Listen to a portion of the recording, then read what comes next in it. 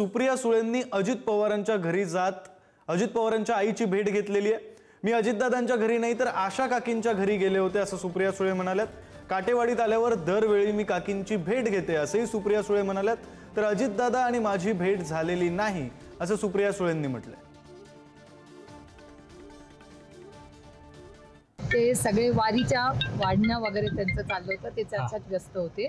मी गेले, काकींना नमस्कार केला, काकींना भेटले, सुनेत्रा वहिनींच्या आई होत्या, त्यांचं दर्शन घेतलं, त्यांना नमस्कार केला आणि मी निघाले। पण आदरणीय पवार साहेबांचा कार्यक्रम आहे तर मी त्या दोघींना म्हणजे सुनेत्रा वहिनींच्या आईंना आणि आशा काकींना दोघींनाही नमस्कार केला आम्ही दोघांनी आणि आम्ही लवकर निघालो कारण का आम्हाला काटेवाडीमध्ये तुम्ही सगळे एकत्र होता, दादा पण होते, तुम्ही पण होता, पण एकमेकांच्या समोर तुम्ही आला नाही किंवा संवाद तुमच्यातला झाला नाही असं का झालं? कारण का वारीचं जेवण लेफ्टला असतं आणि काकी आत घरात।